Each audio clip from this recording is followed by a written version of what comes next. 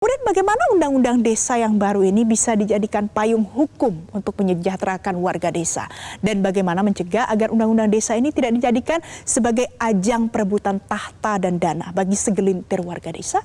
Kita akan bahas bersama Ketua Umum DPP Asosiasi Pemerintah Desa Indonesia atau APDESI, Surta Wijaya melalui sambungan Zoom. Pak Surta, selamat siang. Siang, Mbak. Baik, Pak Surta, apakah dengan undang-undang desa yang sudah disahkan kemarin ini sudah memenuhi tuntutan yang sebelumnya para kepala desa ini suarakan, Pak Surta?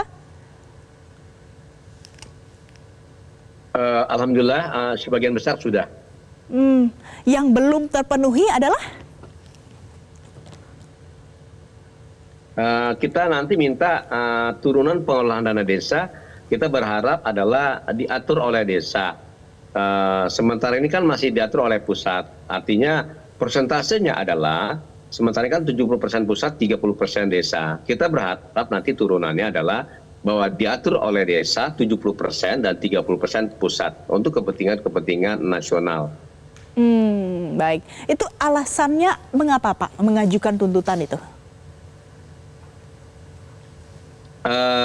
Karena gini, di Undang-Undang Nomor 6 2014 tentang Undang-Undang Desa, bahwa di mana membangun desa itu adalah dimulai berdasarkan musyawarah dusun dan musyawarah desa yang disebut Mustus dan Musdes. Nah, setelah Musdes baru terbentuk RPJMdes, Perdes, RKPdes. Dari situlah dasar untuk membangun sebuah desa. Nah, sementara ini ketika RPJMdes kita telah terbentuk, telah rapi, tersusun, malah lagi-lagi pusat yang mengatur dari 70% tersebut. Sehingga kebutuhan kita berbeda antara kebutuhan pusat dan daerah, itulah. Nah, kembali kenapa ingin diatur oleh desa, bahwa di mana kebutuhan desa dengan desa B aja berbeda, apalagi kebutuhan desa antara kabupaten dan kecamatan. Itulah yang membuat saya berharap kepada pemerintah ke depan itu benar-benar dana desa diatur oleh desa berdasarkan musyawarah dusun dan musyawarah desa. Di musyawarah dusun dan musyawarah desa itu kan di situ kumpul beberapa tokoh masyarakat di dalamnya. Itulah, Mbak. Baik, Pak Surta, kalau kita bicara soal tentang masa jabatan yang berubah menjadi 8 tahun dengan maksimal 2 kali periode, apakah ini sudah sesuai, Pak? Karena kalau kita lihat berarti totalnya kalau menjabat 2 periode 16 tahun lamanya. Iya. Jadi gini, kalau kita mengacu kepada Undang-Undang Nomor 14 yang sekarang aku lakukan ini, aku jabat, adalah 6 tahun 3 periode. Kalau 6 tahun 3 periode sesungguhnya kan 18 tahun. Kalau diukur 8 tahun, udah mengurangi itu 2 tahun masa kerja kepala desa. Namun di 6 tahun itu kan terlalu singkat sebenarnya. Nah, 8 tahun dulu teman-teman mengusulkan kan 9 tahun. Nah, saya pikir kalau 9 tahun juga bagi saya nggak ideal lah ya, terlalu 8 tahun ini saya pikir sudah kunci. Lalu pernah terjadi sebelumnya 8 tahun 2 periode.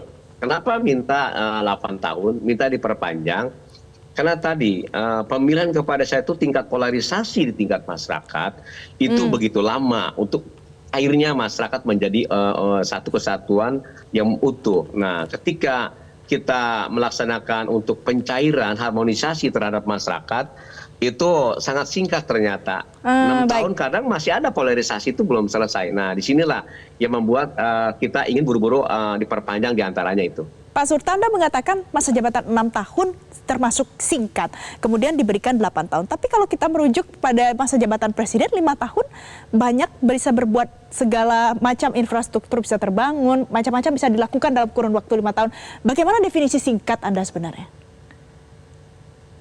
Iya, singkat dalam kategori gini, kan kalau kepala desa kan urat nadinya dengan akar rumput itu 24 jam dan sangat dekat, Mbak. Nah, kalau bupati, gubernur, wali kota, dan presiden kan nggak langsung bersentuhan dengan masyarakat. Dia setelah menang, dia hanya menjalankan program. Jarang sekali dia berinteraksi dengan masyarakat setiap harinya. Kalau kita kan 24 jam, kerjanya pun 24 jam dengan masyarakat. Dan itulah yang menjadi persoalan kita. Sebenarnya kenapa polarisasi tidak cukup waktu untuk menyelesaikan. Nah, ketika polarisasi itu minimalisir berkurang, tiba-tiba habis jabatan kita sehingga tersendat-sendat dalam bicara program pembangunan desa. Itu diantara yang saya alami gitu. Beda sekali kalau bupati kan wali kota, gubernur, presiden itu jauh, Mbak. Akar rumputnya kan dia nggak langsung bersentuhan. Kalau kita kan 24 jam, itu diantara yang mendasar, Mbak. Kalau terlalu lama menduduki masa jabatan sebagai kepala desa, bagaimana dengan pengawasannya, Pak? Karena itu kan dulu mungkin di masa Orde Baru ada posisi di mana kepala desa bisa lebih lama di situ. Bagaimana pengawasannya kalau yang menjabat terlalu lama? Karena Anda mengatakan 6 tahun masih singkat. Kalau saya iya, sebenarnya nggak terlalu lama. 8 tahun itu bagi saya udah ideal ya, karena udah mengacu pernah terjadi. Jadi gini, kalau bicara pengawasan, di desa tuh ada rival bekas calon kepala desa, pesta demokrasi. Dia pun tidak akan diam, pasti diawasi. Dan yang kedua, saya pikir yang punya fair dan care dalam melaksanakan anggaran desa, itu hanya tingkat desa loh Pak. Kenapa saya tingkat desa? Setiap tahun anggaran desa itu dipang-pang di depan balai desa, lewat baliho yang begitu besar, itu terlihat semua. Masyarakat bisa lihat semua di situ. Anggarannya A, B, C, D sampai Z terlihat. Dan kalau bupati, gubernur, wali kota, bahkan camat tidak akan itu Pak berani. Termasuk presiden juga kan, saya nggak pernah terlihat dipang-pang di perapatan-perapatan strategis jalan misalnya. Desa itu langsung dilihat oleh masyarakat banyak. Dia misalnya membuat KTP, ada yang kepentingan surat-surat lainnya. Dia pasti lihat program desa, tinggal kontrol. Kedua, di samping rival ada BPD. BPD kan tugas fungsinya 3. Pertama adalah tugas BPD adalah mengawasi jalannya pemerintahan desa. Yang kedua adalah menyerap aspirasi masyarakat untuk pembangunan desa. Yang ketiga, membuat peraturan desa dengan kepala desa. Dan di situ ada BPD, ya kan? Dan banyak yang lain-lainnya. Bahkan jujur, para wartawan, para stakeholder lainnya seperti Frontier LSM itu juga sering kan datang ke desa-desa. Artinya kontrol ini banyak, Mbak, pandangan saya. Itu. Baik. Nah, mudah-mudahan dan banyaknya kontrol sehingga minimalisir penyimpangan bagi kepala desa untuk membangun sebuah desanya. Itu, Pak. Kemudian kalau kita bicara soal anggaran, ya Pak Surta ya, dana desa, sejauh ini kan sudah ada anggaran dana desa yang diberikan, angkanya juga triliunan, puluhan triliun bahkan. Sejauh ini kalau ada perubahan seperti yang sudah dilakukan di Undang-Undang Desa yang baru, menurut Anda apakah tidak tumpang tindih nanti dengan anggaran pembangunan desa lainnya? Oh enggak, Pak. Malah saya pikir nanti kan kalau udah tadi kembali ke belakang, kalau nanti dana desa diberikan 70% oleh desa, maka mengacunya kepada Musrenbang desa, Mbak. Musrenbang desa itu kan disebut RPJMdes, ya kan? Jadi disitulah program jangka panjang desa, jangka pendek, jangka menengah, itu terlihat sekali. Sehingga dia akan menjalankan skala prioritas apa yang harus dilakukan, yang sangat vital, yang sangat urgen dalam sebuah pembangunan desa. Jadi tidak ditumpang tindih, bahkan lebih terstruktur, lebih bagus, terorganisasi dan masif dalam sebuah pembangunannya. Sementara jujur, kita sering merubah-rubah RPJMdes ketika program desa dengan program pemerintah berbeda. Itu, Pak. Oke, jadi Anda optimis ya, tidak akan tumpang tindih. Ada lagi satu dana yang kemudian ditambahkan di pasal 5A, adalah seputar dana konservasi atau dana rehabilitasi. Menurut Anda, kalau alokasi dana ini diberikan, realisasinya nanti seperti apa, Pak Surta? Iya, saya pikir itu realisasinya akan kita tetap aja dilakukan dengan musyawarah desa tersendiri. Kenapa? Sesungguhnya dana desa itu nggak besar, itu kan akumulasi dari totalitas keseluruhan jumlah desa se-Indonesia. Ya kalau dana misalnya, maaf ya, 1 miliar di desa dengan jumlah luas wilayah dan jumlah penduduk, sesungguhnya nggak besar. Tapi kita itu adalah hanya sebagai kail untuk memacu kita menambah sebuah percepatan pembangunan desa. Harapan kita pun tidak akan selamanya menggunakan dana desa dari pemerintah pusat. Ketika desa kita sudah maju, sudah mandiri, harapan kita tidak lagi tergantungan dengan dana desa. Itu yang kita inginkan. Harapan kita. Nah, harapan saya itu dengan adanya dana afirmasi nanti, sehingga desa kan lebih bagus. Kan sementara ini kan daerah perhutanan sosial kan susah loh kita bangun kan, karena ada aturan-aturan pemerintah yang menyangkut kepentingan perhutani dan sebagainya. Nah, sementara saya lihat kepentingan sosial ketika daerah-daerah kita hutan sosial kan boleh dong kepentingan anak-anak muda bentuk misalnya ya membuat lapangan bola voli, bola sepak gitu kan dan lain-lainnya. Sementara kan agak susah. Nah, harapan saya kan nanti pemerintah harus berikan itu untuk kepentingan masyarakat. Itulah juga penting untuk kita sehingga ada sebuah perubahan geliat masyarakat dalam sebuah pembangunan di desanya masing-masing dengan bentuk adalah kearifan lokal di desanya masing-masing. Itu harapan saya. Jadi nanti kalau seandainya diimplementasikan, kemudian kita bandingkan dengan dulu dengan menggunakan undang-undang desa sebelumnya, berarti dana rehabilitasi ini benar-benar diperlukan. Ya, sangat diperlukan, Mbak. Karena saya bilang ini, untuk menjawab Indonesia Emas 2045, desa harus dibenah. Tanpa desa dibenah dari sekarang, dari dini, maaf.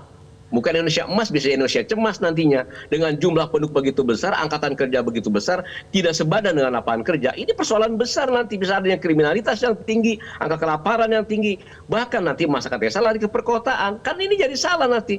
Nah, harapan kita, mari kita percepat pembangunan desa, ya kan, dengan lebih baik sehingga orang kota, orang desa tidak lagi ketergantungan hidup mencari, mengais rezekinya ke perkotaan. Ini kan perlu ditata dari sekarang dengan kearifan-kearifan lokal, sumber daya alam lokal, sehingga potensi desa bisa digali dengan baik, Mbak. Itu harapan saya. Oke, sekarang saya mau bahas tentang pemilihan calon kepala desa. Kalau seandainya tidak ada yang maju sebanyak 2 orang, maka nanti akan 1 ditetapkan secara musyawarah mufakat. Menurut Anda, kalau dengan melakukan metode seperti ini, apakah nanti akan jauh dari yang namanya kepala desa menjadi otoriter?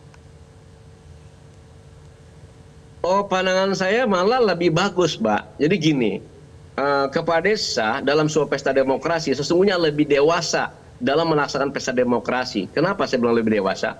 Kepala desa setelah kalah dia menerima begitu aja. Jarang tuh naik ke MK segala apa, beda jangan bupati, gubernur, bahkan presiden kan sekarang.